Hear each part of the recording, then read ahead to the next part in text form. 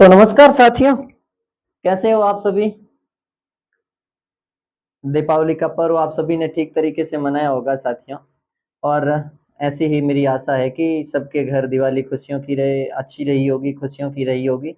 और माँ लक्ष्मी जी से हमारी मेरी यही विनती है कि हम सबके भंडार भरे रखें। जैसा कि साथियों आज हम ऐसे ही एक टॉपिक के बारे में बात कर रहे हैं, विनिर्माण। और स्वयं आजकल के युवा जितने भी हैं उन सबके मन में यही है कि एक बड़े उद्योगपति बने, या फिर हम बहुत बार उदाहरण देते हैं रतन टाटा का। उसी प्रकार बहुत सारे मुकेश अंबानी का, जियो का, एयरटेल का, यानी कि बहुत सारी ऐसी चीजें हैं जिनके बारे में हम उदाहरण देते ही रहते हैं। तो ये सारे के सारे उदाहरण किस प्रकार दिए जाते हैं, आज की युवा पीढ़ी क्यों आकर्षित हो रही है उद्योगों की ओर, इन सब के बारे में तो हम आज जानकारी प्राप्त नहीं करेंगे, लेकिन इसके पीछे की मूल भावना क्या है और इन सब के पीछे की जो अवधारणा क्या है, कि मतलब हम सब ऐसा क्यों, आज के युवा ज्यादा से ज्यादा, कहने का मतलब एक और नौकरी की चाल भी बहुत तेज गति से चल रही है, तो दूसरी ओर वर्तमान के युवाओं में ये भी है कि उन्हें बहुत बड़ा बिजनेसमैन बनना है, बहुत बड़ा उद्योगपति बनना है। तो ये सब भावनाएं क्यों है? ये सब इस सब भावनाओं के पीछे है धन साथियों, इन सब भावनाओं के पीछे वित्त है, पैसा है, ये सारे के सारे है। और वैसे ही हमारे देश में, हमारा देश आस्था रखने वाला है माँ सरस्वती जी में, माँ लक्ष्मी में, या देवताओं में आस्था रखने वाला है। तो आज हम एक ऐसे ही विषय पर बात कर रहे हैं कि जो स्वयं एक लक्ष्मी जी, माँ लक्ष्मी जी का ही दूसरा रूप है। हम आज बात कर रहे हैं साथियों विनिर्माण। तो जैसा कि साथियों एनसीईआरटी समझाने में मैं हमेशा एनसीईआरटी का लाख लाख शुक्रिया अदा करता हूँ, कि उन लेखकों का और उन कमेटी का शुक्रिया अदा करना चाहिए हम सबको, कि जिन्होंने एनसीईआरटी को भारतीय पाठ्यक्रम के या अपने स्कूली पाठ्यक्रम में अ, अपनाया तथा उन्हें लिखने में अपना विशेष योगदान दिया। उन्होंने भी यही कहा है कि दीपावली के अवसर पर बाजार जा रहे हैं, बाजार में नए नए तरीकों से देख रहे हैं कि कौन सी वस्तु कैसे है। तो हम सबके मन में या बच्चों के मन में या जहन में ये विचार अवश्य आता होगा कि ये सब क्या ऐसे ही निर्मित हुए मिलते हैं हमें पृथ्वी से, या फिर क्या आसमान से आते हैं, या क्या है इनके पीछे, क्या मतलब रहस्य क्या है? साथियों रहस्य कुछ नहीं है, रहस्य केवल और केवल विनिर्माण ही है। तो कहने का, मेरा कहने का मतलब है, सुबह से शाम तक, धरती से लेकर आसमान तक, जन्म से लेकर मृत्यु तक, हमारे जीवन यात्रा में जितनी भी चीजें आती है वो कहीं न कहीं चीजें सब विनिर्माण के उपयोग में ही आती है। जैसे कि हम हमेशा पढ़ते आ रहे हैं, संसाधन के बारे में बात करते आ रहे हैं, कि हमारे दैनिक जीवन की आवश्यकता की पूर्ति करने वाली जितनी भी वस्तुएँ हैं वो सब क्या है, संसाधन है। तो ये भी कहीं न कहीं संसाधनों में ही सम्मिलित है। और साथियों जैसा कि हम बात कर रहे हैं विनिर्माण। विनिर्माण मैंने आपको पहले भी कहा है कि लक्ष्मी का दूसरा रूप है विनिर्माण। क्यों है साथियों? क्योंकि देश की पूरी जीडीपी है, सकल घरेलू उत्पाद है, वो सब किसके ऊपर निर्भर करता है? विनिर्माण पर। अगर किसी भी देश का विनिर्माण का ढांचा है, उद्योग ढांचा अगर अच्छा होगा, बेहतरीन होगा, उद्योगों का विकास होगा किसी भी देश में, तो उस देश की जो इकोनॉमी है, जो अर्थव्यवस्था है, वो बहुत बेहतरीन तरीके से आगे बढ़ रही होगी। आपको पता होगा दुनिया की 5वीं सबसे बड़ी या चौथी सबसे बड़ी अर्थव्यवस्था के तौर पर भारत उभर रहा है। इन सब के पीछे यही कारण है कि भारत ने अपने निर्भरता के ऊपर ज्यादा जोर दिया है, जिससे कि ज्यादा से ज्यादा विनिर्माण उद्योग में महत्वपूर्ण भूमिका निभाई जा रही है। तो आज हम ये साथियों समझने का प्रयास करेंगे कि विनिर्माण क्या है, इसके साथ ही विनिर्माण का महत्व क्या है, इसके साथ ही योगदान क्या होता है उद्योगों का, औद्योगिक अवस्थिति क्या है, उन सब के बारे में, और उद्योगों के किन कितने मतलब कौन से प्रकार है उनके बारे में भी पढ़ेंगे। और उसमें कच्चे माल के आधार पर उद्योग कौन कौन से, जिसमें अपने एक कृषि आधारित उद्योग के बारे में बात करते हुए सूती वस्त्र की उद्योग की बात करेंगे, इसके साथ ही पटसन उद्योग की बात करते हुए चीनी उद्योग की बात करेंगे, और इसी के साथ ही हम आज के बात को अपने समाप्त करेंगे कि और बाकी वाली चीजें साथियों अपने अगले एपिसोड में आएगी। तो चलिए साथियों बिना देरी किए आज की बात करते हैं। सबसे पहली चीज है विनिर्माण।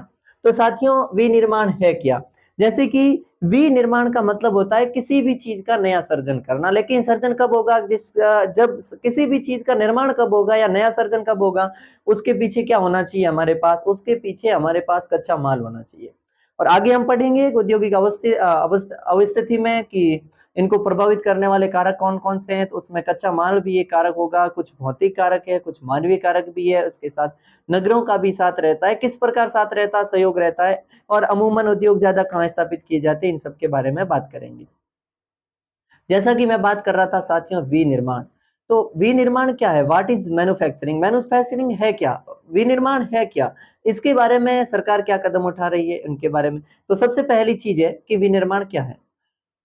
कच्चे माल को, चाहे कच्चा माल, अब जैसे कच्चा माल क्या है, जैसे कि अब मैं छोटा सा उदाहरण दूं आपको समझाने के लिए। तो साथियों, अगर हम बात करें तो हमारे खेत में बोआ जाने वाला कपास है, तो कपास एक कच्चा माल के उपयोग में या कच्चा माल के रूप में उपयोग लिया जा सकता है। ये कृषि आधारित उद्योग हो सकता है। हम सूती वस्त्र के उद्योग में केवल कपास की बात करेंगे, उसी प्रकार चूना पत्थर है उस जैसे सीमेंट निर्माण में, उसी प्रकार चीनी उद्योग की बात करें तो उसमें अपने जो गन्ने का उपयोग किया जाता है, गन्ना एक कच्चे माल के तौर पर उपयोग में लाया जाता है। तो ये का ये है कि कोई भी अगर कच्चा पदार्थ है, कच्चे पदार्थ को मूल्यवान उत्पाद में परिवर्तित कर अधिक मात्रा में वस्तुओं का क्या करना, निर्माण करना। तो क्या है विनिर्माण? तो विनिर्माण है आपके, विनिर्माण, विनिर्माण है कच्चे पदार्थों से अच्छे लाभ के लिए उत्पादन कर, हाँ उत्पादन कर बहुत सारी वस्तुओं का निर्माण कर, बहुत सारी वस्तुओं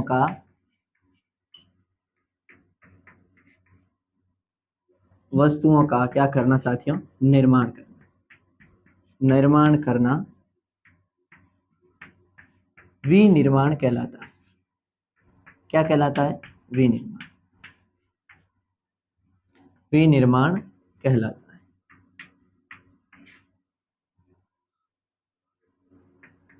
तो आपको पता चल गया होगा विनिर्माण किसे कहते हैं। कच्चा पदार्थों का उपयोग किया जाता है और उसमें उपयोग अच्छे उत्पादन के लिए या अच्छे लाभ के लिए उत्पादन कर बहुत सारी वस्तुएं, एक जैसी वस्तुओं का निर्माण करना ही क्या कहलाता है, विनिर्माण उद्योग। आज हम जो हमारी बात करेंगे, जैसे कि आप सबको पता है कि प्राथमिक, द्वितीयक और तृतीयक क्षेत्र, तीन क्षेत्रक होते हैं, उनमें से हम द्वितीयक क्षेत्र के बारे में बात करेंगे, क्योंकि विनिर्माण अपने आप में उद्योगों से संबंध रखता है। तो उद्योग जितने भी है वो सब किस में आते हैं साथियों, वो सब द्वितीय क्षेत्रक में आते हैं। अब ये तो है साथियों अपने विनिर्माण की बात। अब हम विनिर्माण का महत्व क्या है, क्या है साथियों, दूसरा है विनिर्माण का महत्व। विनिर्माण का महत्व, विनिर्माण का महत्व मोटे तरीके से निम्न महत्व होते हैं, जिसमें सबसे पहला महत्व है कि कृषि पर कम निर्भरता,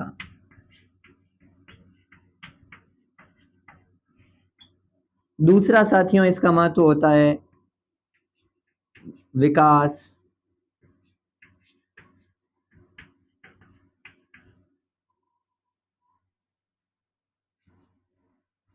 की दर में वृद्धि।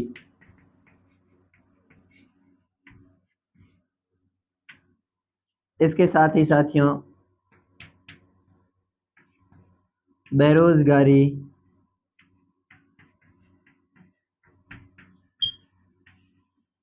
और गरीबी से मुक्ति।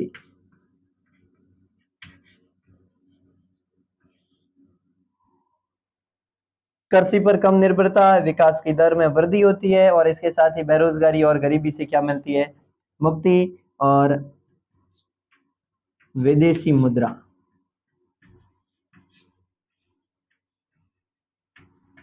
मुद्रा की प्राप्ति। इन चार महत्वों के कारण साथियों हमें विनिर्माण हम सबके लिए महत्व है, विनिर्माण हम सबके उपयोग, हम सबके लिए उपयोगी है। तो जैसे कि साथियों हम बात करते हैं सबसे पहले कृषि पर कम निर्भरता। देखिए विनिर्माण, अगर कोई भी उद्योग का निर्माण करेंगे हम, उद्योग की स्थापना करेंगे, तो उस समय क्या होता है कि ज्यादा से ज्यादा व्यक्ति किसकी ओर आकर्षित होंगे, उद्योगों की ओर आकर्षित होंगे।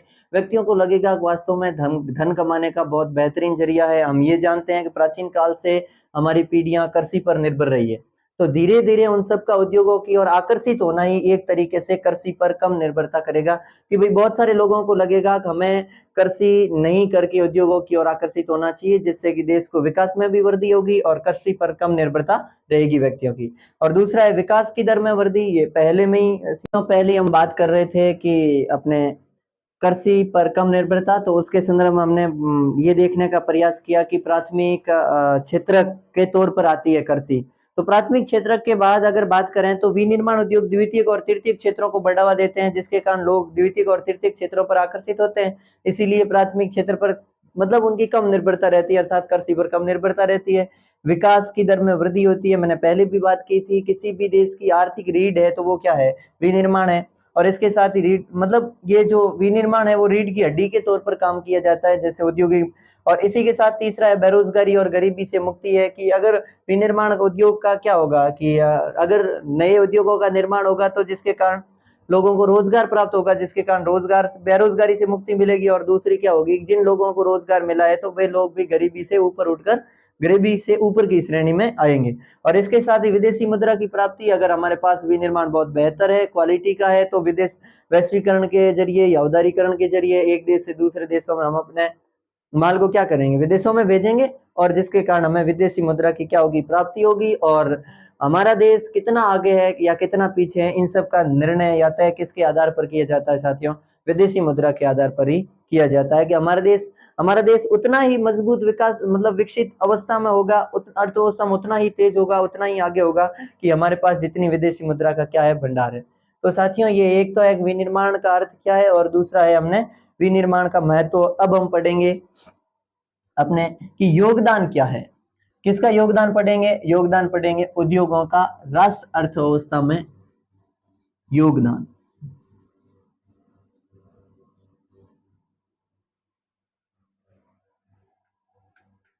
राष्ट्रीय अर्थव्यवस्था में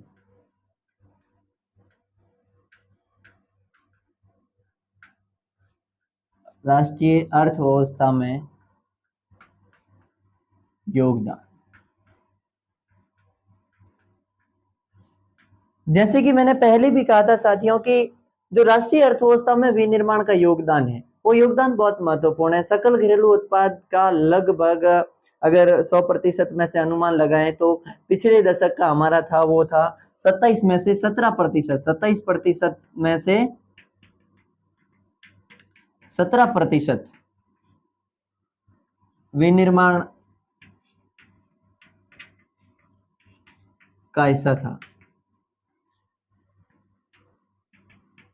किसमें, सकल घरेलू उत्पाद में, सकल घरेलू उत्पाद में।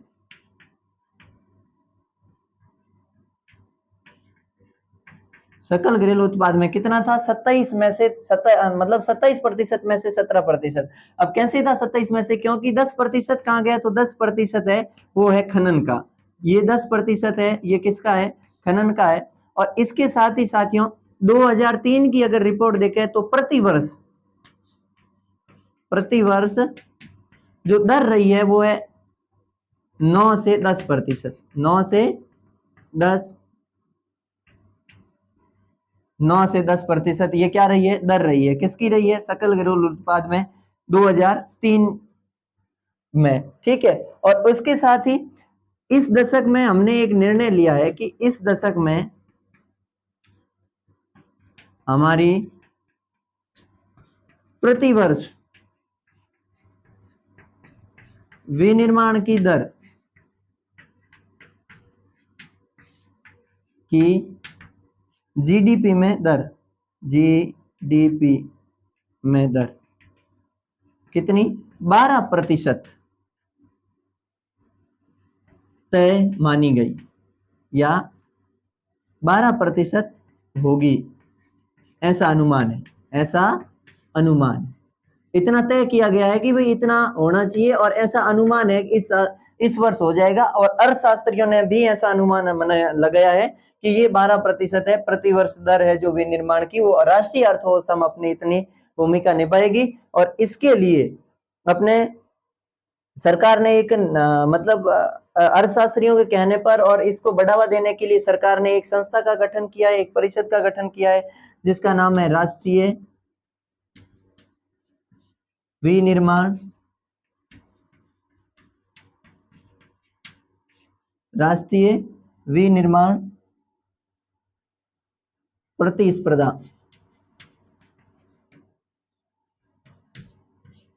प्रतिस्पर्धा परिषद।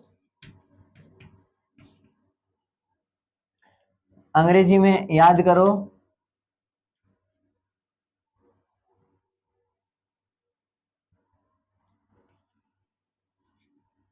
ठीक है साथियों।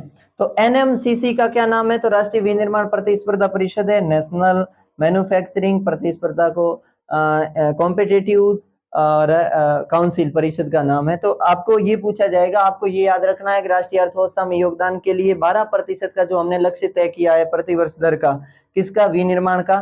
तो उसे पूरा करने के लिए सरकार की ओर से राष्ट्रीय विनिर्माण प्रतिस्पर्धा परिषद की स्थापना की गई है या परिषद का गठन किया गया है, जिसका मतलब, और हो सकता है कि आपको पूछ लिया जाए कि NMCC का पूरा नाम क्या है, तो राष्ट्रीय विनिर्माण प्रतिस्पर्धा परिषद ये इसका, और इसके साथ ही ये राष्ट्रीय अर्थव्यवस्था में योगदान है। अब देखिए साथियों की ये अपनी बात करें, अगर उसी बात करें कि हिंदुस्तान के अलावा पूर्वी एशिया की बात करें हम, किसकी? पूर्वी एशिया की। तो पूर्वी एशियाई देशों में पूर्वी एशिया के जितने भी देश है, उनकी जो राष्ट्रीय अर्थव्यवस्था में उनका विनिर्माण का योगदान है वो है अपने 25 से लगाकर 35%। इस मामले में भारत अभी पीछे है, इसलिए भारत प्रयास कर रहा है कि वो भी उत्तरोत्तर क्या करे, प्रगति करे। और इस प्रगति के लिए हमने, आपको पता होगा कि आत्मनिर्भर भारत जैसे अभियानों को चलाया है, लेकिन कहीं न कहीं केवल आत्मनिर्भर भारत अभियान ही हमें जीडीपी को इतना आगे बनाने में कामयाब नहीं होगा या इतना बेहतर भूमिका नहीं अदा कर पाएगा। इसके साथ हमें वैश्वीकरण के लिए भी जुड़ना होगा, हमारे उत्पाद को और बेहतर क्वालिटी देनी होगी, गुणवत्ता देनी होगी, जिससे कि हो सकता है एक दिन में हमारे लक्ष्यों को प्राप्त करें और हम दुनिया की सबसे पहली अर्थव्यवस्था के तौर पर भारत उभर सकता है साथियों। जिस प्रकार आप सबने सुना होगा ब्रिटेन भारत ने ब्रिटेन को पीछे छोड़कर अर्थव्यवस्था में ब्रिटेन से आगे हो गया, ये हम सब के लिए खुशी की बात है, हम सब के लिए बधाई की बात है, लेकिन हमें ये सोचकर रुकना भी नहीं चाहिए क्या है अब तो हम ब्रिटेन से भी आगे निकल गए, या जिस पर हमारे ऊपर जिस देश ने 200 वर्षों तक राज किया था उस देश को हमने पीछे पछाड़ दिया। तो हमें ये सोचकर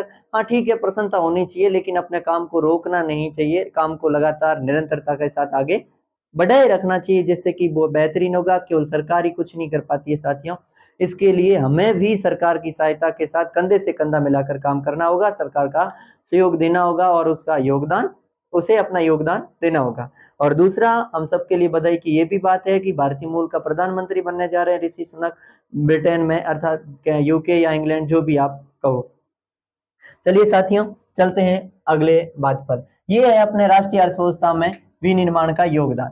अब हम बात करेंगे कि औद्योगिक अवस्थिति क्या है, उद्योगों का निर्माण किस प्रकार होता है, कैसे परिस्थिति में होता है, उन सब के बारे में, क्या स्थितियां होनी चाहिए उनकी, क्या जहां मतलब विचार करें वहीं उद्योगों का निर्माण कर लिया जाए, क्या ऐसा संभव है? नहीं साथियों, ऐसा संभव नहीं है, क्योंकि उनके लिए भी उनके बहुत सारे कारक होते हैं। वो कारक कौन कौन से हैं, उन सब कारकों के बारे में हम बात करेंगे। तो साथियों, अब हम बात कर रहे हैं औद्योगिक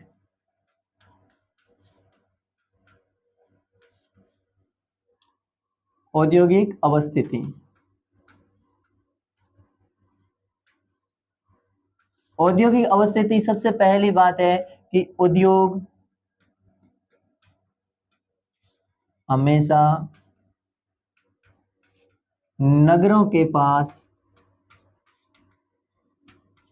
स्थापित किए जाते हैं। कहाँ स्थापित किए जाते हैं? नगरों के पास स्थापित किए जाते हैं। अब नगरों के पास करने का क्या कारण है? कारण है साथियों, कारण है कि नगर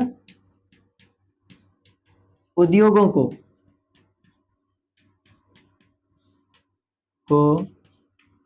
बाजार व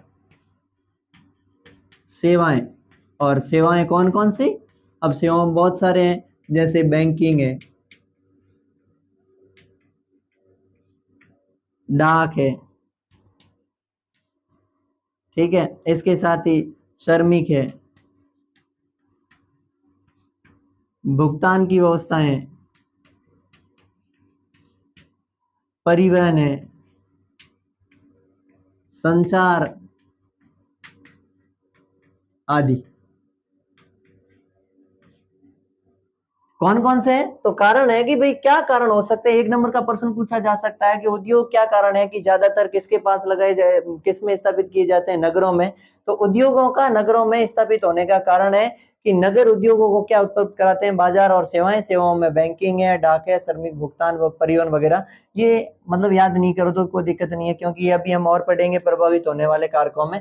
तो क्या उपलब्ध करवाते हैं नगर उद्योगों को, बाजार उपलब्ध करवाते हैं और सेवाएं उपलब्ध करवाते हैं, इसलिए ये दोनों महत्वपूर्ण है। सेवाओं में कौन कौन से है, बैंकिंग, डाक, भुगतान है, परिवहन है, संचार है आदि। अब देखो किसी भी चीज के लिए जैसे संचार का बात करें तो क्या होता है साथियों, या फिर परिवहन की बात करें तो कच्चे माल को ले जाने के लिए, या माल एकदम तैयार हुआ है, विनिर्मित हुआ माल है तो उसको ले जाने के लिए, भुगतान में अर्थात बैंकिंग का पैसे लेने देने में, इसके साथ ही डाक का किसी भी पार्सल को एक स्थान से दूसरे स्थान तक पहुंचाने में। संचार के साधनों में हम बात कर सकते हैं अपने जैसे कि एक तो मतलब मीडिया वगैरह उनकी भी बात कर सकते हैं, और दूसरा परिवहन के तौर पर भी बात कर सकते हैं, रेल परिवहन है, इनकी भी सुविधा रहती है, या सड़कों की सुविधा रहती है, या इसके साथ ही अगर ज्यादातर उद्योग कहाँ स्थापित होते हैं कि अगर विदेशियों या विदेशों में हमारे माल का आयात निर्यात होता रहता है, तो फिर पत्तनों के पास क्या लगाए जाते हैं, बड़े बड़े उद्योग, और उन पत्तनों के पास जिससे कि जल मार्ग की सुविधा रहती है। तो ये सारे के सारे कारण, और ये सब जिन कारणों से उद्योग हमेशा किनके पास में स्थापित करते हैं, नगरों के पास में। अब उद्योगों को प्रभावित करने वाले, उद्योगों की अवस्थिति को प्रभावित करने वाले, उद्योगों की अवस्थिति को, अवस्थिति को प्रभावित करने वाले कारक, प्रभावित करने वाले कारक कौन कौन से कारक है साथियों? मानवीय कारक हो सकते हैं, भौतिक कारक हो सकते हैं। पहले मैं लिख रहा हूं मानवीय कारक, मानवीय कारक। मानवीय कारक में क्या है साथियों? श्रम है, मतलब श्रमिक है, और इसके साथ यहां श्रमिक ही लिख देते हैं, कोई दिक्कत नहीं। इसके साथ बाजार है, ठीक है, और अपने भौतिक परिवहन है, क्योंकि साधन तो उपलब्ध हो जाएगा लेकिन साधन को चलाने वाला तो कोई चाहिए ना, इसीलिए क्या है, मानवीय कारक है आदि।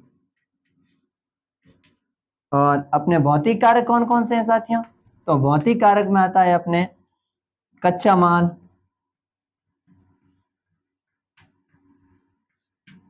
शक्ति के साधन, शक्ति के साधन, और इसके साथ ही जलवायु कैसी है वहां की, जलवायु आदि, जलवायु आदि। ये सभी क्या है कि उद्योगों की अवस्थिति को प्रभावित करने वाले कारक है। प्रभावित करने वाला मानवीय कारक अलग होते हैं, भौतिक कारक अलग होते हैं। हो सकता है आपकी परीक्षा में प्रश्न पूछ लिया जाए कि किन्हीं 2 या 3 मानवीय कारकों का नाम लिखिए, तो मानवीय कारक है श्रमिक, बाजार और परिवहन, और भौतिक कारक पूछ ले तो कच्चा माल है, शक्ति के साधन है, और इसके साथ ही अपने जलवायु आदि के, मतलब वहां की जलवायु भी कैसी होनी चाहिए। अब साथियों दूसरा है कि क्या ये जैसे कि हमने पहले भी बात की है, उद्योगों के पास ये स्थापित किए जाते हैं, उद्योग ने बाजार और सेवाएं देता है। और दूसरा ये भी कारण हो सकता है इसके साथ ही कि हमेशा अगर कोई भी उद्योग है, बाजारों के मतलब अपने नगरों के पास उनकी स्थापना करते हैं, जिससे कि उनको कोई भी चीजें सस्ती मिल जाती है, सुलभ मिल जाती है, मतलब कहने का मतलब उनको फायदा मिलता है, उनको अतिरिक्त छूट मिल जाती है। तो ऐसे कारणों से अगर उद्योगों को नगरों में स्थापित किया जाता है तो उन्हें कहा जाता है बचत समूह कहा जाता है। तो ये भी थोड़ा सा आपको क्या करना है, याद करना है साथियों कि अपने बचत समूह क्या है या समूहन बचत क्या होता है। तो मैं जिक्र कर लेता हूं यहाँ पर, बचत समूह लाभ प्राप्ति के लिए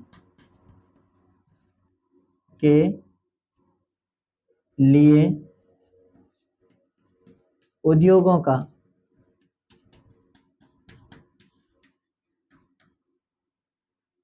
का लाभ प्राप्ति के लिए उद्योगों का नगरों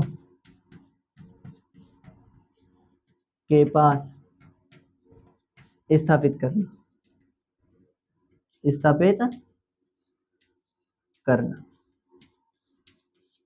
देखो लाभ प्राप्ति कैसे, जैसे कि मैंने कहा ना, सभी कारकों की यहाँ क्या है, उपलब्धता रहती है, और इस उपलब्धता के कारण उनको क्या है, कुछ न कुछ बचत रहती है, जिसके कारण ये बचत क्या करती है कि उद्योग जो बड़े बड़े उद्योगपति हैं उनको आकर्षित करती है कि यही क्या कर दी जाए, उद्योगों की स्थापना, और वो उद्योगों की स्थापना करते हैं। इसी स्थापना को क्या कहा जाता है, बचत समूह। मतलब उनको जो फायदा मिलता है, और धीरे धीरे 1 2 3 4 ऐसे करके बहुत सारे उद्योग स्थापित हो जाते हैं, जहाँ एक समूह के तौर पर वहां उद्योगों की क्या हो जाती है, स्थापना हो जाती है साथियों। अब इसके बाद है कि प्रारंभ में जिस समय अपना देश आजाद हुआ था, उस समय भी हमारे देश में वैश्वीकरण का प्रभाव तो था, लेकिन आज का नहीं था। पहले भी तो एक दूसरे देशों से आयात निर्यात तो होता ही था। हम सिंधु घाटी सभ्यता से, इंडस वैली सिविलाइजेशन से पढ़ते आ रहे हैं, सिंधु घाटी सभ्यता से पढ़ते आ रहे हैं कि हम एक दूसरी वस्तु का आदान प्रदान कर रहे थे। हम ये भी पढ़ते हैं कि आज से लगभग 1000-1200 वर्ष पहले या 700-800 वर्ष पहले 13वीं-14वीं शताब्दी में भी हम रेशम मार्ग से हमारे यहाँ से कपड़े का निर्यात करते और वापस वहां से सोना और चांदी जैसी धातुएं आती थी। तो खैर, कहने का मतलब है उस समय भी हम आयात निर्यात तो करते थे, लेकिन 16वीं शताब्दी के अंतिम दशकों में, अर्थात 17वीं शताब्दी के प्रारंभ में, हमारे यहाँ ईस्ट इंडिया कंपनी मतलब अंग्रेज वगैरह आए। इससे पहले पुर्तगाली वगैरह आए थे, लेकिन उन्होंने इतना अधिकार नहीं किया कि जितना अंग्रेजों ने। आखिरकार पहले क्या व्यापारी बनकर आए थे, फिर क्या बन गए थे, राजा। अपने 1764 बक्सर के युद्ध के बाद तो वो पूर्ण रूप से हावी भी हो गए थे हमारे ऊपर, कंपनी राज करने लगी थी। तो उस समय अमूमन हमारे पास जो ज्यादा उद्योग थे वो कहाँ कहाँ थे प्रारंभ में, तो वो अपने पास उद्योग थे अपने गुजरात है, या मुंबई है, या फिर चेन्नई है, कोलकाता है। गुजरात के भी कुछ हिस्सों में, उस समय गुजरात भी कहीं कहीं मुंबई में सम्मिलित था। तो मुंबई है, चेन्नई है, और अपने कोलकाता है, वहां तक ही हमारे उद्योग क्या हो गए, सीमित रहे थे, मतलब सिमट कर रह गए थे। लेकिन जो ही हमारा देश 1947 में आजाद हुआ, उसके बाद हमने धीरे धीरे उद्योगों को बढ़ाने का क्या किया, प्रयास किया। इसके साथ ही बाजार और उद्योगों के मध्य संबंध रहता है हमेशा, और संबंध किसका है, मतलब एक तो निवेश का होता है साथियों, और उस संबंध को हम चार्ट के माध्यम से समझते हैं कि बाजार और उद्योगों का संबंध है वो किस प्रकार का है। तो हम बात कर रहे हैं साथियों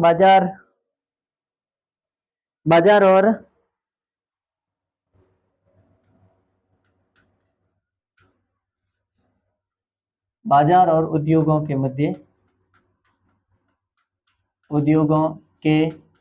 संबंध।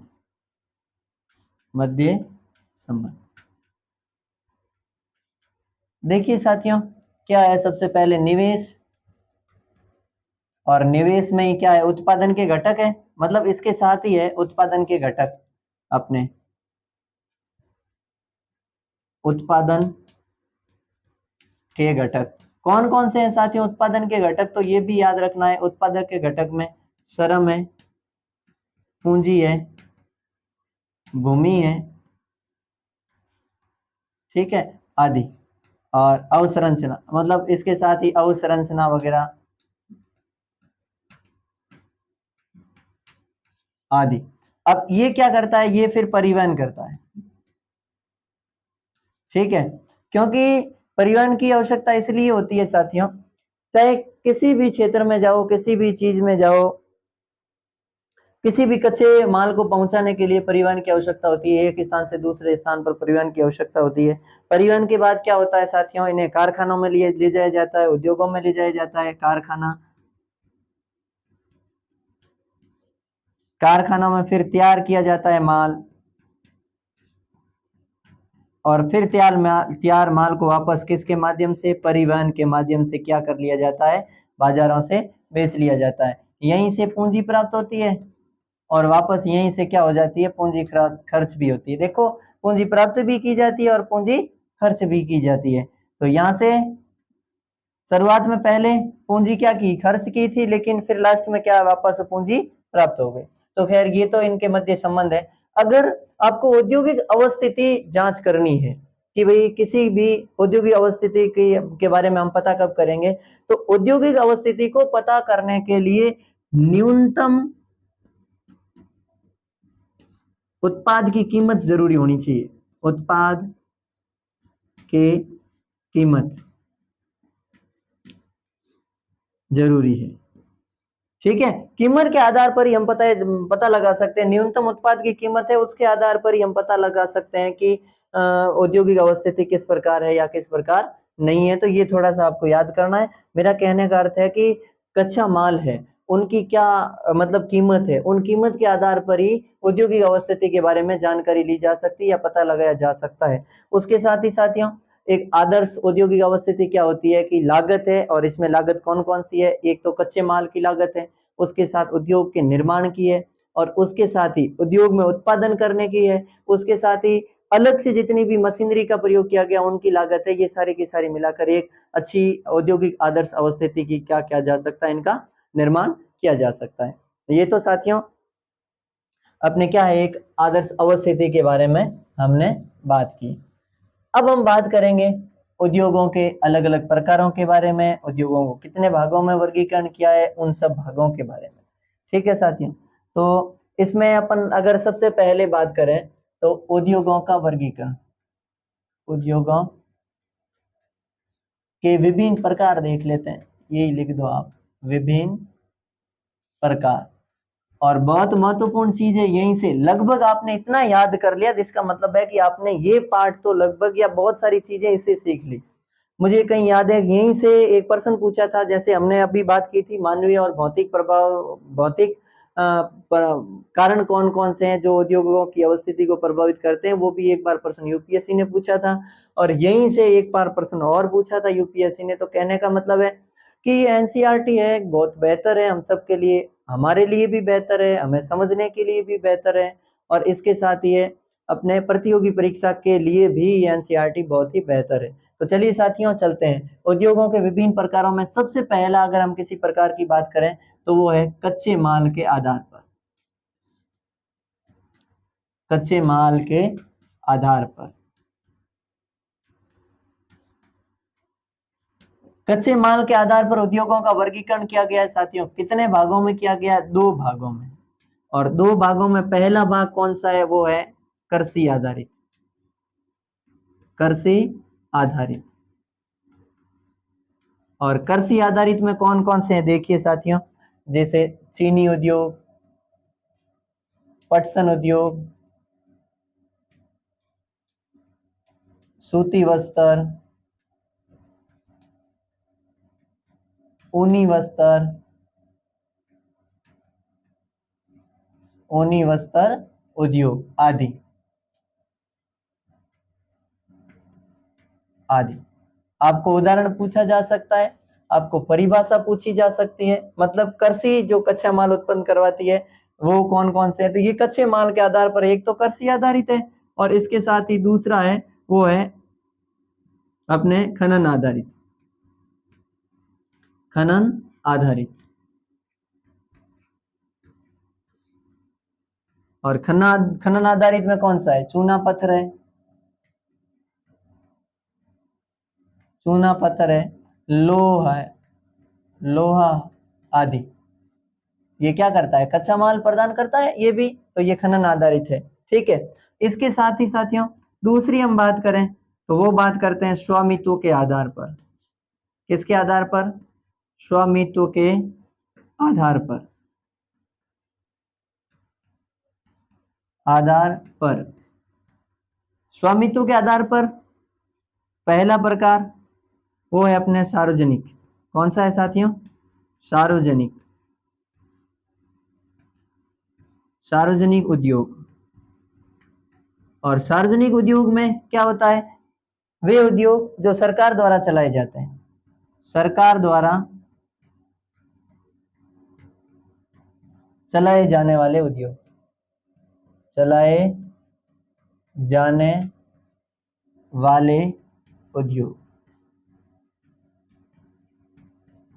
और सरकार द्वारा चलाए जाने वाले उद्योग कौन से? एक तो है साथियों याद करना VHEM, और एक याद करना SAIMNEL और SAI है। ये 2 है। अब देखिए साथियों, एक तो ये है और एक है अपने ये। अभी इनकी पूरे नाम के बारे में भी चर्चा करेंगे, क्या है क्या नहीं है। और ये अपने किसके आधार पर है? ये है स्वामित्व के आधार पर। किसके आधार पर? स्वामित्व के आधार पर। मतलब सार्वजनिक उद्योग है जो सरकार के द्वारा चलाए जाते हैं, जिनके ऊपर नियंत्रण किसका है? सरकार का है, वो है। और इसके साथ दूसरा हम बात करें तो वो है निजी उद्योग। और ये उद्योग किसी व्यक्ति द्वारा संचालित,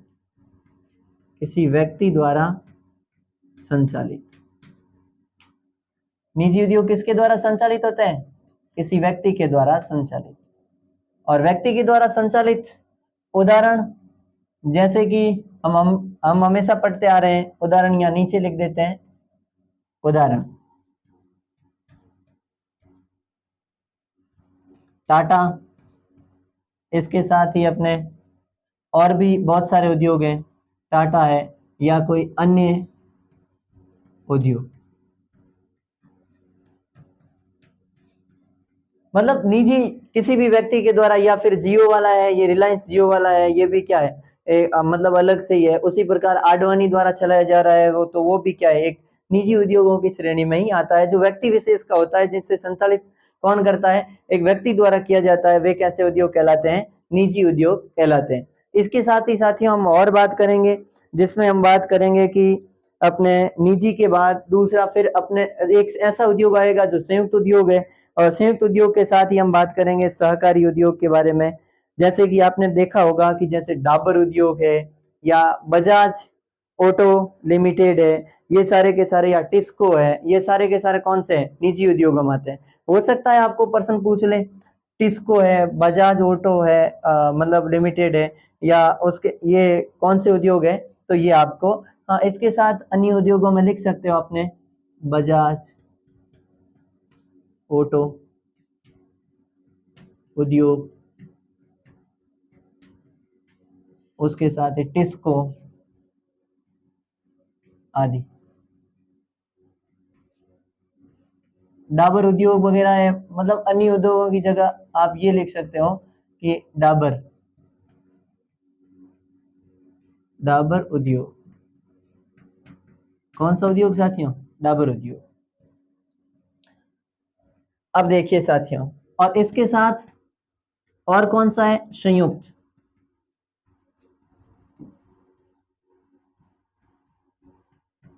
और संयुक्त उद्योग में क्या होता है? सरकार व निजी दोनों द्वारा संयुक्त रूप से संचालित, दोनों द्वारा संयुक्त रूप से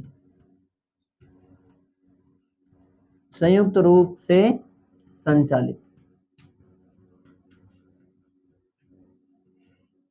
और इसमें उदाहरण दे सकते हैं आप ओयल, OIL, अर्थात oil India limited, oil India limited. तो देखिए साथियों, एक संयुक्त है, अपने पहला सार्वजनिक उद्योग है, फिर निजी उद्योग है, फिर संयुक्त उद्योग है। और इसी के साथ ही अगर इसी की और बात करें तो एक प्रकार का और उद्योग है इसी में, वो चौथा है, और उसे अपने कहते हैं, वो है अपना सहकारी उद्योग। सहकारी उद्योग कौन सा उद्योग साथियों? सहकारी उद्योग। और सहकारी उद्योग में क्या होता है साथियों? सहकारी उद्योग में जो कच्चे माल का उत्पादन करता है, इसके साथ ही जो श्रमिक है, वो दोनों क्या करते हैं? या तो मतलब वो दोनों, उनका खर्चा भी वही उठाते हैं, अगर उसमें लाभ होता है तो भी वो दोनों मिलकर बांट कर लेते हैं औसत अनुपात के आधार पर, और अगर उन्हें हानि होती है तो भी वे दोनों मिलकर क्या करते हैं? संचालित करते हैं। कौन कौन? एक तो कच्चे माल का उत्पादन, मतलब उत्पाद करवाने वाले, और इसके साथ ही श्रमिक जो काम करने वाले हैं, वो दोनों मिलके। तो ये कैसा उद्योग कहलाएगा? सहकारी उद्योग है। ठीक है। और सहकारी उद्योग, और इसके साथ ही सहकारी उद्योग का आपको क्या पूछनी है, अगर आपको उदाहरण याद करना है तो उदाहरण है अपने, उदाहरण, तो उदाहरण आप सहकारी उद्योग में उदाहरण लिख सकते हो अपने, एक तो चीनी उद्योग,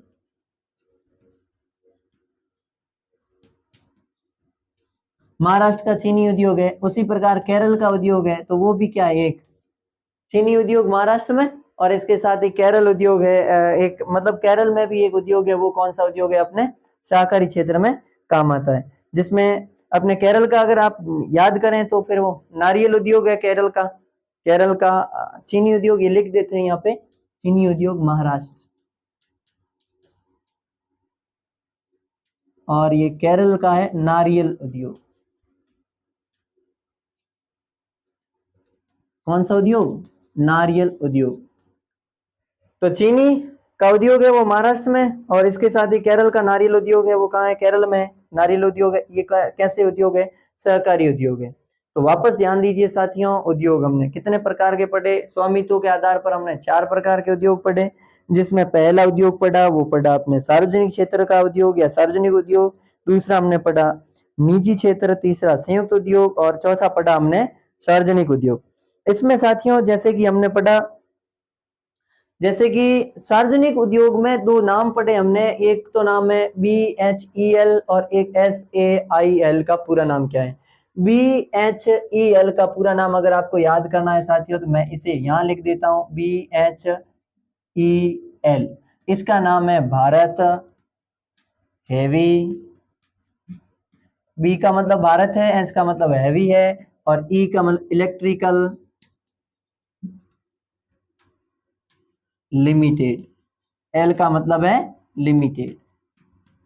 ठीक है साथियों, तो ये एक तो किसका है? BHEL का पूरा नाम भारत हेवी इलेक्ट्रिकल लिमिटेड, और दूसरा है SAIL, तो इसका पूरा नाम है साथियों आपके स्टील अथॉरिटी,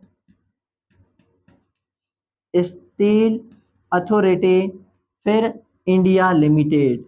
कौन सा लिमिटेड? India limited. एक बार वापस देख लीजिएगा साथियों, एस का मतलब स्टील है, ए का मतलब अथॉरिटी, आई का मतलब इंडिया, और एल का मतलब लिमिटेड, और बी का मतलब भारत, एस का मतलब हैवी, और ई का मतलब इलेक्ट्रिकल, और इसके साथ ही एल का मतलब है लिमिटेड। ये दोनों किस प्रकार के हैं? ये दोनों स्वामित्व के आधार पर उद्योग बनाए जाते हैं। उनमें भी कौन से उद्योग है?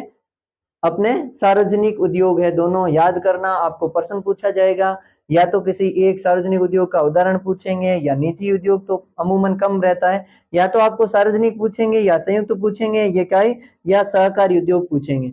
और यहाँ हो सकता है साथियों ऐसा भी पूछ ले एक और, ये चारों लिखे हुए इनके सामने इनका उदाहरण पूछ ले, एक और सार्वजनिक उद्योग, निजी उद्योग, और इसके साथ संयुक्त उद्योग और सहकारी उद्योग, और इसके सामने एक और दे दे डाबर उद्योग, एक और दे दे ओयल मतलब ऑयल मतलब अपने ओयल इंडिया लिमिटेड, और एक और दे दे नारियल उद्योग, और एक और कौन सा दे दे? BHEL दे दे। तो भी आपको मिलान कार्यों में भी ठीक तरीके से ध्यान रखना है, याद रखना है साथियों। तो एक तो चीज है कच्चे माल के आधार पर, ये हमने पढ़ लिया। दूसरा हमने स्वामित्व के आधार पर पढ़ लिया, स्वामित्व के आधार पर चारों के चारों प्रकार पढ़ लिए। अब हम साथियों आगे पढ़ेंगे निवेश के आधार पर। निवेश के आधार पर उद्योग, किसके आधार पर? निवेश के आधार पर। निवेश के आधार पर अमूमन आज की जो अधिकतम निवेश वाली है, वो अधिकतम निवेश की राशि है साथियों, वो है अपने 1 करोड़। अधिकतम राशि, निवेश की अधिकतम राशि कितनी होती है? 1 करोड़ राशि दी जाती है निवेश के लिए। तो ये आपको थोड़ा सा याद करना है। बाकी निवेश के लिए है वो इतना इतना कुछ नहीं है अपने, यही थोड़ा महत्वपूर्ण है निवेश का। तो अब दूसरी अब बात करें तो ये अपना तीसरा क्रम का है, निवेश आधारित। निवेश आधारित, और इसमें क्या है साथियों?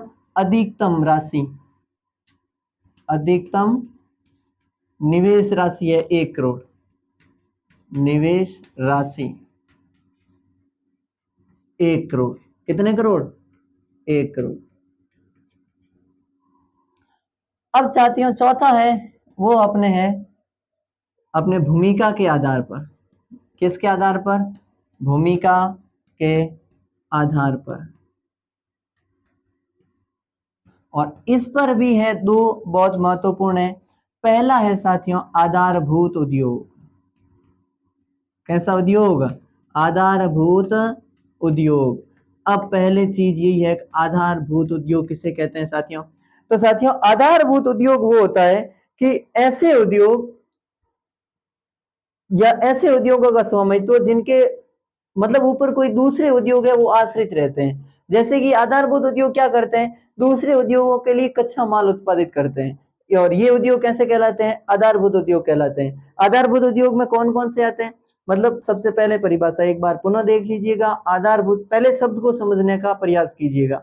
ये किसी न किसी उद्योग का आधार बनते हैं, किसी न किसी उद्योग का क्या बनते हैं, आधार। जैसे कि विनिर्माण के लिए सबसे पहले आधार कौन बनती है, पूंजी। अगर व्यक्ति के पास पूंजी नहीं है, अगर क्षेत्र नहीं है, मतलब मान लो क्षेत्र भी है लेकिन पैसा नहीं है, तो क्या वो विनिर्माण खड़ा कर पाएगा, कोई उद्योग स्थापित कर पाएगा, ऐसा नहीं है। उसी प्रकार जैसे कच्चा माल नहीं है तो उसके बाद क्या आधारभूत, मतलब वो उद्योग कर स्थापित कर पाएगा, चला पाएगा, ऐसा भी नहीं है। तो ऐसे बहुत सारी चीजें होती है जो क्या करते हैं कि आधार बनता है किसी न किसी का। जैसे कि हमने उदाहरण के लिए लौह इस्पात उद्योग को देख लें, तांबा प्रगलन देख लें, अपने इसके साथ ही अपने क्या कहते हैं जिसे एल्यूमिनियम प्रगलन देख लें, तो ये सारे के सारे क्या है, ये आधारभूत उद्योग है। क्यों है, क्योंकि ये कच्चे माल मतलब उपलब्ध कराते हैं दूसरे उद्योगों में। इसमें क्या आता है, इसमें नहीं, ये दूसरे उद्योगों के लिए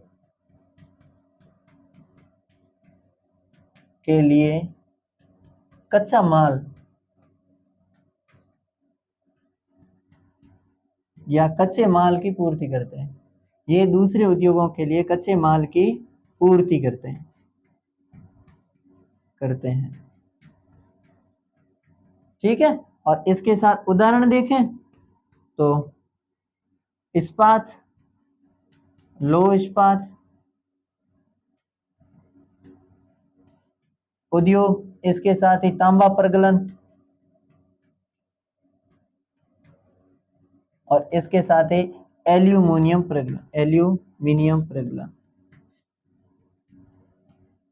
प्रगलन आदि। ये सारे के सारे उद्योग कैसे हैं, आधारभूत उद्योग हैं। अब दूसरा है वो है अपने आधारभूत उद्योग, तो ये है, ठीक है, ये तो आधारभूत। दूसरा है उपभोक्ता उद्योग। कैसा उद्योग, उपभोक्ता उद्योग। और उपभोक्ता उद्योग किसे कहते हैं, कि ऐसा उद्योग, ये ऐसी वस्तुओं का निर्माण करते हैं जिनका सीधा उपयोग किया जाता है, किसी भी उपभोक्ता उनके ऊपर क्या रहता है, आश्रित रहता है, और उनका क्या किया जाता है, सीधा का सीधा उपयोग किया जाता है, वो क्या है, उपभोक्ता उद्योग है।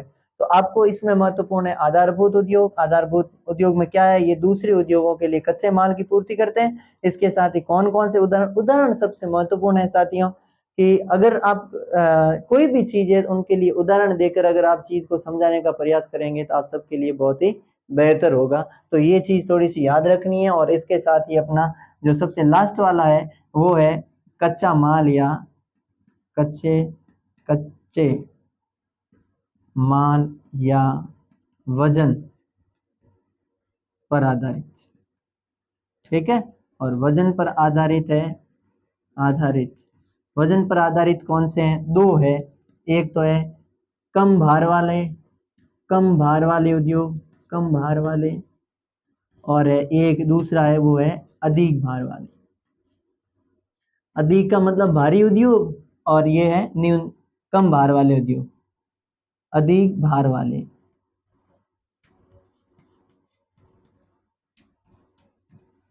कम भार वालों में साथियों याद रखना अपने, जैसे अधिकतम भार वालों में लोहा उद्योग, ठीक है, और कम भार वालों में याद करो तो याद कर लेना वो अपने विद्युत उद्योग। कौन सा उद्योग, विद्युत उद्योग। उस प्रकार उद्योगों को भिन्न भिन्न श्रेणी में बताया जाता है, जैसे कि साथियों हमने प्रारंभ में ही पढ़ा था। और अब हम जितने भी चीज पढ़ेंगे वो इन उद्योगों पर ही आधारित पढ़ेंगे। जो भी बातें होगी वो सब इन उद्योगों पर ही आधारित होगी कि कहाँ कहाँ है। या अब हम बात करेंगे, जैसे हमने सबसे पहले पढ़ा कच्चा माल के आधार पर, कच्चे माल में भी कृषि आधारित, जो कृषि पर आधारित रहते हैं। कृषि के बाद भी सूती वस्त्र पर आधारित, मतलब अपने वस्त्र उद्योग। वस्त्र में भी ऊनी और सूती दो होते हैं, तो उसमें हम आज बात करेंगे एक तो सूती वस्त्र उद्योग की, इसके साथ ही एक पटसन उद्योग की, और इसके साथ ही एक चीनी उद्योग की। तो कौन कौन से तीन उद्योगों के बारे में बात करेंगे साथियों, एक तो अपने सूती वस्त्र की बात करेंगे, और एक अपने पटसन की बात करेंगे, और एक कौन सी बात करेंगे? अपने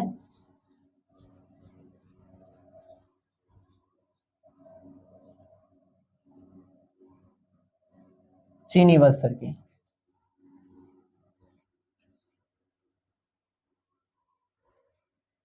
चलिए साथियों, अब है सूती वस्त्र उद्योग। सूती वस्त्र उद्योग। कच्चा माल क्या है भाई इसका? कच्चा माल, कच्चा माल है अपने कपास। एक तरीके से देखें तो पहले तौर पर अपने कपास ही है कच्चा माल। अब देखो, अब पहली या पहला, पहली लिख देते हैं सूती वस्त्र उद्योग। सूती वस्त्र उद्योग 1854, 1854 कहाँ? मुंबई।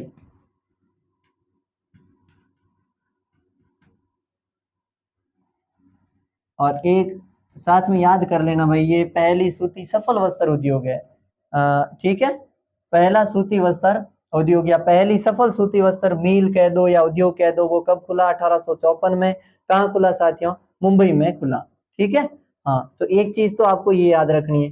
दूसरा, इनके लिए कच्चा माल क्या होता है? कपास होता है। अब देखो, कपड़ा या वस्त्र के, कपड़े और वस्त्र में भी अंतर है। देखिए साथियों, सबसे पहला क्या है? कच्चा माल। कच्चा माल, कच्चा माल फिर परिवर्तन होता है, क्या होता है इसकी? अपने कताई होती है। कताई के बाद इनकी बुनाई होती है। बुनाई के बाद रंगाई वगैरह होती है, और फिर ये वस्त्र निर्माण में जाता है। ठीक है, अर्थात वो गारमेंट कपड़ा बनता है, एक मतलब तैयार होता है। तो यहाँ कच्चा माल, ये फिर सूत। ठीक है, सूत के बाद क्या बनता है? इसका धागा। और धागे के बाद क्या बनता है? कपड़ा। और कपड़े के बाद क्या बनता है साथियों? ये कपड़े के बाद बनता है वस्त्र। ये दोनों दोनों चीजें क्या करनी है? याद रखना है। अब देखिए साथियों, ये जो कपास है, प्रारंभ में ही हमारे देखो कि जो हमारा जो बुनाई का है, कतई की जो चीजें हैं हमारे लिए, वो पूरे विश्व में प्रसिद्ध है। लेकिन बुनाई का मामला है अभी हमारे देश में कम है। आपको पता होगा, प्रथम विश्व युद्ध में हमारे देश में अगर किसी ने वस्त्र उद्योग, सूती वस्त्र उद्योग को बढ़ावा दिया है, तो उसने पहले विश्व युद्ध और दूसरे विश्व युद्ध ने दिया है। क्योंकि उस समय इंग्लैंड का हमारे ऊपर दबदबा था, और विश्व युद्ध चल रहे थे उस समय, कपड़े की भारी मांग हुई थी, और उस मांग को बढ़ावा देने के लिए हमारे उद्योग महत्वपूर्ण साबित हुए। और दूसरा साथियों ये है कि प्रारंभ में हमारे जो सूती वस्त्र उद्योग है, अमूमन वो कहाँ है? अपने या तो महाराष्ट्र में है, या फिर पश्चिम बंगाल में है, या फिर चेन्नई वगैरह वहाँ है। गुजरात में वगैरह आज भी, जैसे गुजरात बड़ोदरा में मिल बनी हुई है, अहमदाबाद है सूती वस्त्र उद्योग लगा हुआ। उसी प्रकार अपने बारामूला जम्मू कश्मीर में भी है ये, तो या कोलकाता में भी मिलें बनी हुई। तो ये सारी की सारी मिलें हैं। और इसके साथ ही हमारा जो सूत है, जो धागा है, जो ये कहाँ निर्यात होता है साथियों? ये जापान में होता है। ये भी थोड़ा याद रखना। और इसके साथ जापान के अलावा भी, जैसे संयुक्त राज्य अमेरिका है, इंग्लैंड है, फिलीपींस है, आदि देशों में हमारा ये धागा आज भी आया निर्यात होता है वहां पर। मतलब हमारे देश का वस्त्र वहां जाता है। हमारे देश से कच्चा माल तो बहुत जाता है, लेकिन हमारे देश में वस्त्र वापस निर्यात कच्चे माल का होता है, लेकिन हमारे देश में आयात यहाँ वापस किसका होता है? मतलब माल तैयार होकर आता है, वस्त्र आता है। क्योंकि हमारे देश में जो वस्त्रों को तैयार किया जाता है, वो क्वालिटी ठीक ढंग की नहीं है। और हमने पहले भी बात की है, इसके लिए हम बेहतरीन तरीके से नए विकास, मतलब कि इसको किस प्रकार सुधारा जाए, इसको किस प्रकार से बढ़िया किया जाए, उनके लिए हम हमेशा क्या कर रहे हैं? प्रयासरत है। खैर, आज हमारा जो सूती वस्त्र उद्योग है वो ठीक है, बढ़िया है, मतलब विश्व में अपनी धाक जमा रहा है। तो ये तो अपना है छोटा सा सूती वस्त्र उद्योग के बारे में। सूती वस्त्र उद्योग के बारे में बाद में, अब अगर हम बात करें तो वो बात करेंगे हम पटसन उद्योग के बारे में। किसके बारे में साथियों? और उत्पादक की दृष्टि से अपने देश में ये ठीक है, मतलब बेहतर है, प्राचीनतम भी है अपने ये सूती वस्त्र उद्योग। क्योंकि हमने देखा होगा कि हमने कपास हिंदुस्तान में ही पैदा हुआ था सबसे पहली बार। अब है पटसन उद्योग। उत्पादन में सबसे आगे, सबसे आगे अपना देश है भारत। पटसन उत्पादन में सबसे आगे कौन सा देश है? भारत है। लेकिन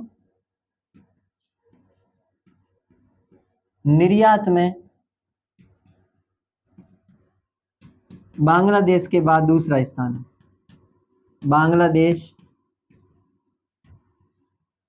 के बाद दूसरा स्थान, कौन सा स्थान? दूसरा स्थान। ये पटसन, जूट वगैरह जिसे सुनहरा रेशा भी कहते हैं, ये भी साथियों थोड़ा आपको क्या करना है, याद रखना है। तो पटसन उद्योग उत्पादन में सबसे आगे भारत है, लेकिन निर्यात में बांग्लादेश के बाद दूसरा स्थान किसका है? भारत का है। इसके साथ ही अब साथियों 2011-12 में 2011-12 में 80 से अधिक पटसन उद्योग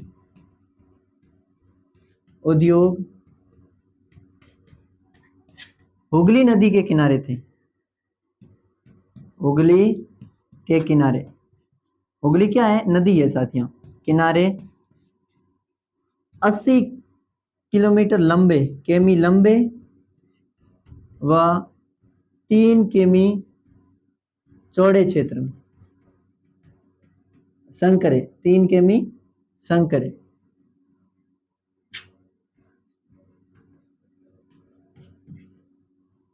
क्षेत्र में स्थापित थे।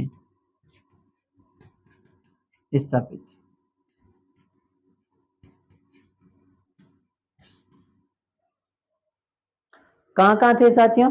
तो सबसे पहले हमने क्या देखा कि 11-12 में 80 से अधिक थे, मतलब 2011-12 में किससे? पटसन उद्योग थे, 80 से अधिक पटसन उद्योग थे। कहाँ थे? हुगली नदी के किनारे। अब हमारे मन में आता है साथियों कि हुगली नदी के किनारे क्यों है? देखिए, एक तो बिहार और उत्तर प्रदेश से श्रमिक सस्ते में मिल जाते हैं। नंबर 2, दूसरी बात यह है कि वहां पर परिवहन वगैरह, क्योंकि सड़क मार्ग भी है, वायु मार्ग भी है और जल मार्ग भी है, तीनों ये भी सब सुविधाएं। और इसके साथ ही परिवहन में मतलब सुविधा है, इसके साथ नगर है तो इसके साथ बैंकिंग की सुविधा है, डाक की सुविधा है, तो ये सारी संचार की सुविधा है। तो इन सभी सुविधाओं के कारण लगभग 80 से अधिक पटसन उद्योग कहाँ थे? हुगली, मतलब कोलकाता, वहीं पश्चिम बंगाल में थे। अब साथियों, इसका पटसन उद्योग कब स्थापित किया गया? पहली बार या पहला पटसन उद्योग कब? 1855 में कलकत्ता के निकट रिसला नामक स्थान पर। कहां स्थापित किया गया? कोलकाता के निकट 1855 में किसे? रिसला नामक स्थान पर। कौन सा उद्योग स्थापित किया गया? पटसन उद्योग।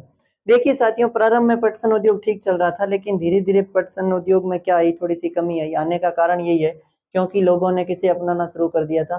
फिर ये थोड़ा सा, मतलब कहने का मतलब है कि अपने जो क्या कहते हैं उसे, जो मतलब रस्सियां वगैरह, धागे वगैरह थे, वो इनसे बनाए तो जाते हैं, और इसके साथ ही पैकिंग में भी इनका जो प्रयोग किया जाता है, या सरकार की नीतियों के कारण भी इसका धीरे धीरे अब तो बढ़ावा मिल रहा है, लेकिन पहले नायलॉन रेशे के कारण सबसे ज्यादा उपयोग नायलॉन का था, इसके कारण पटसन उद्योग धीरे धीरे कम हो रहे थे। खैर, और दूसरी बात यह है साथियों कि 1947 में ज्यों ही पाकिस्तान विभाजन हुआ भारत से, तो उस समय जो उत्पादन का क्षेत्र था वो कहाँ कहाँ हो रहा था? पूर्वी पाकिस्तान में हो रहा था, मतलब उस समय के पूर्वी बंगाल में हो रहा था। और पूर्वी पाकिस्तान 1971 में क्या बन गया? बांग्लादेश, अर्थात वर्तमान के बांग्लादेश में क्या हो रहा था? पटसन का बहुत अधिक उत्पादन हो रहा था। अब जो उत्पादित हिस्सा था वो है 3/4 हिस्सा कहाँ चला गया? वो तो चला गया बांग्लादेश में। और जो उद्योग जितने भी थे वो सबके सब कहाँ रह गए? वो भारत में रह गए। इसके कारण भारत में उद्योगों की संख्या। और दूसरा ये है कि अभी जो बाकी वाले क्षेत्रों में अगर बात करें तो वहीं अपने कोलकाता, महाराष्ट्र, चेन्नई, मद्रास वगैरह है, मतलब वहां धीरे धीरे अपने पटसन उद्योगों की स्थापना की जा रही है और पटसन उद्योग को धीरे धीरे बढ़ावा मिल रहा है। अब ये तो साथियों है अपने पटसन उद्योग, और पटसन उद्योग के बाद अब हम बात करेंगे, वो करेंगे अपने चीनी उद्योग की। किसकी साथियों? चीनी उद्योग। चीनी का नाम लेते ही पता चल जाता है, वही शक्कर है, शीरा बनाने में। हमने पहले पढ़ा था गन्ने के बारे में, तो गन्ना किस किस के लिए काम आता है, या किस कुछ कच्चा माल देता है गन्ना, या किसके लिए कच्चा माल होता है? तो वो चीनी उद्योग। कच्चा माल है गन्ना, कच्चा माल कौन है? गन्ना। और इसके साथ में कैसा उद्योग है ये? मौसमी उद्योग। कैसा उद्योग? मौसमी उद्योग। ठीक है। और चीनी उद्योग में दूसरा स्थान भारत का। दूसरा स्थान किसका? भारत का। लेकिन खांडसारी व गुड़ निर्माण में, किसके निर्माण में? खांडसारी व गुड़ निर्माण में, उत्पादन में प्रथम स्थान। कौन सा स्थान? प्रथम स्थान। कौन? भारत। ये थोड़ा सा याद रखना। अब देखिए साथियों, जो गन्ना है ये चीनी उद्योग है, ये भारी उद्योग है। कैसा उद्योग है? भारी उद्योग। और इसके लिए हमने पहले भी पढ़ा है ये भारी उद्योग, और इसके लिए हमने पहले भी पढ़ा है कि ये कच्चा माल के लिए गन्ना क्या किया जाता है, मतलब कच्चा माल उपयोग में गन्ने को लिया जाता है।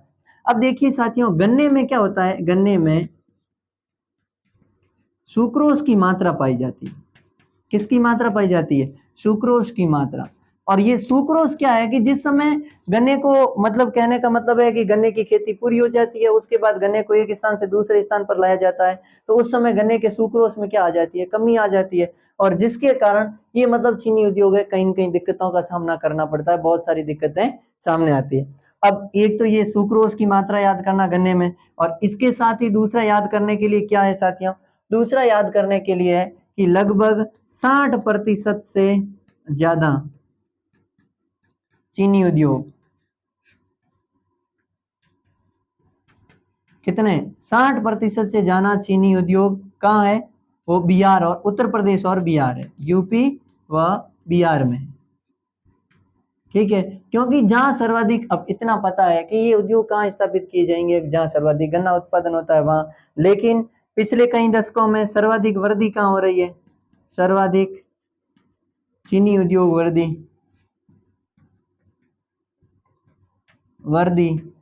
कहाँ हो रही है साथियों? चीनी उद्योग वृद्धि, तो चीनी उद्योग वृद्धि हो रही है, वो हो रही है महाराष्ट्र में। कहाँ? महाराष्ट्र। और महाराष्ट्र में होने का कारण क्या है? होने का कारण है वो अपने है साथियों कि सर्वाधिक चीनी उद्योग में वृद्धि हो रही है महाराष्ट्र में। महाराष्ट्र में अभी बहुत सारे चीनी उद्योग स्थापित हो रहे हैं, और होने की ये है कि सुक्रोज की मात्रा में वृद्धि वहां के गन्ने में, और दूसरा उपयुक्त जलवायु। दूसरा कौन सा है? उपयुक्त या उपयुक्त जलवायु। दो कारणों से क्या हो रहा है वहां, मतलब बढ़ावा मिल रहा है किस, कहाँ? महाराष्ट्र में। और कौन से उद्योग को? चीनी उद्योग को। बढ़ावा मिलने के कारण क्या हो सकते हैं? सुक्रोज में वृद्धि है एक तो, और दूसरा है कि अपने उपयुक्त जलवायु मिल रही है, ठीक आदर्श जलवायु मिल रही है, जिसके कारण चीनी उद्योगों को वहां क्या मिल रहा है? बढ़ावा मिल रहा है। तो नमस्कार साथियों, आज इतना ही, बाकी बहुत ही जल्द मिलेंगे अपने अगले एपिसोड में। तब तक के लिए मैं आशा और विश्वास के साथ कह रहा हूँ कि आपको ठीक तरीके से समझ में आया होगा। मैं पूरा समझाने का प्रयास कर रहा हूँ साथियों, और अगर फिर भी आपको एक बार में समझ नहीं आए तो बहुत बार बार देखिए, बार बार रटने से याद होगा।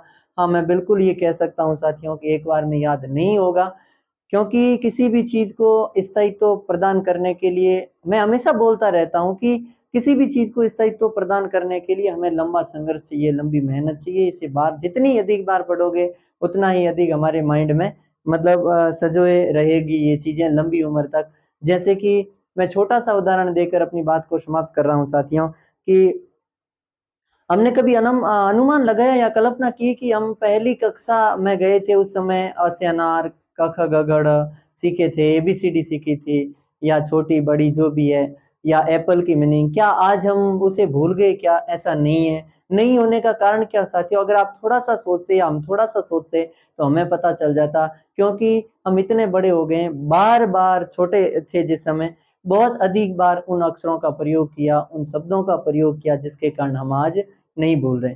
कोई भी चीज है साथियों, हमारा कोई मतलब अनजान मित्र है, हम 5-6 दिन, 10 दिन, 15 दिन लगातार उसके साथ रहते हैं, तो उनका नाम तो क्या, उनके हाव-भाव, उनके विचारों को जानने लगते हैं। तो इन सब के पीछे का कारण क्या है साथियों? ये सब है कारण है अभ्यास। हमने बार-बार क्या किया? दोहरान किया। तो तब तक के लिए नमस्कार साथियों, मेरी आशा और अपेक्षा रहेगी कि आप बेहतर तरीके से पढ़ेंगे। तब तक के लिए धन्यवाद।